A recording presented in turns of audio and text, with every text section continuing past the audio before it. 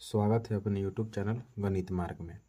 आज हम कक्षा 10 का दो चर वाले रैखिक समीकरण का क्वेश्चन करेंगे और ये क्वेश्चन विलोपन विधि से हल करने वाला है। यानी दो समीकरण है 3x + 4y = 10 और दूसरा समीकरण है 2x - 2y = 2 को विलोपन विधि से हल करें। इसका दूसरा नाम जो होता है विलोपन विधि का, इसका दूसरा नाम लुप्तीकरण विधि भी होता है। इसका दूसरा नाम लुप्तीकरण विधि भी होता है। तो चलिए बनाते हैं। ये जो होता है सबसे आसान विधि है।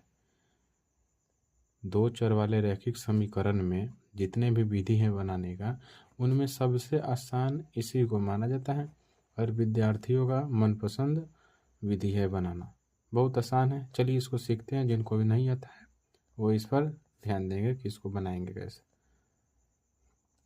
इसमें जो है ना ध्यान रखना है कि इसमें पहले मान लेते हैं कि ये जो है अपना ये समीकरण 1 है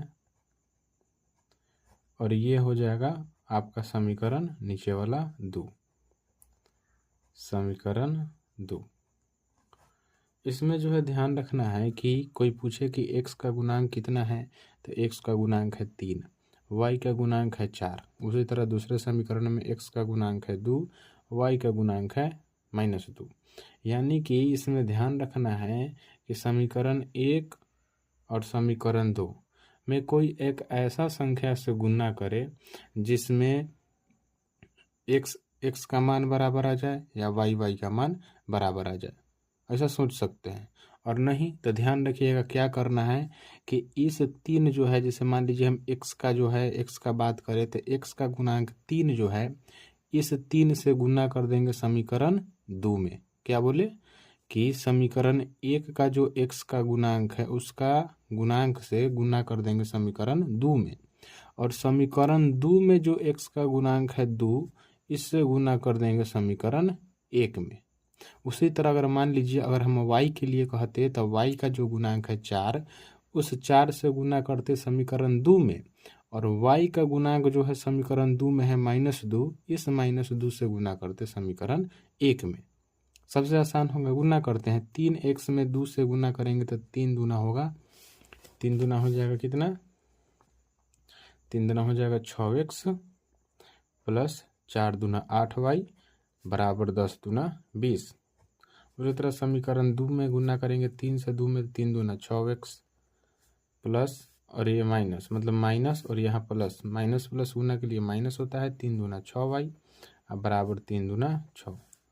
अब क्या करना है कि बीजीय जो गणित होता है उसमें क्या करेंगे, इसको घटा देंगे। घटाने पर यहाँ घटाव बनाएंगे। कभी कभी जो कट रहा है तो इसी तरह जोड़ पर ही बन जाएगा। घटाएंगे तो ये जो प्लस का चिन्ह है ये माइनस में हो जाता है और माइनस का चिन्ह प्लस में हो जाता है। यहाँ पर भी है प्लस का चिन्ह, ये भी हो जाएगा माइनस में।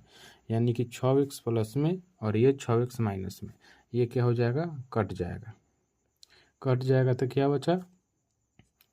बचा 8x, 8y बचा, सॉरी 8y और फिर 6y, इसको जोड़ेंगे 8y 6y हो जाएगा कितना, 14y।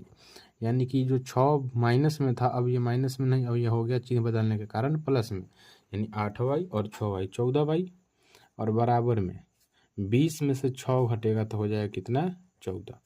यानी कि 14 से ये 14 एक मरतबे कट जाएगा, यानी कि y का जो मान आया, y का मान 1 निकल के आया।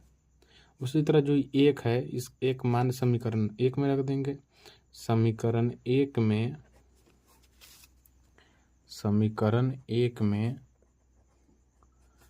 y का मान रखने पर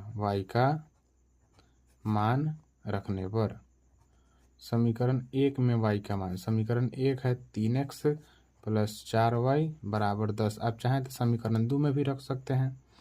3x प्लस 4 गुने y का मान 1 आया है बराबर में 10। यहाँ हो जाएगा 3x प्लस 4 बराबर 10। उसी तरह क्या करेंगे कि यहाँ 4 में 1 से गुना करेंगे 4 और बराबर में 10। अब जो है ये 4 जाएगा बराबर के उधर में, तो 10 - 4 यानी कि घटाने पर हो जाएगा 6। 3 दूना 6, यानी x का जो मान है वो मान आ गया 2। यानी कि विलोपन विधि से समीकरण 3x प्लस 4y बराबर 10 और 2x माइनस 2y बराबर 2 को सॉल्व किए हैं तो हमारा x का जो मान है वो मान आया है 2 और y का जो मान है वो मान आया है 1।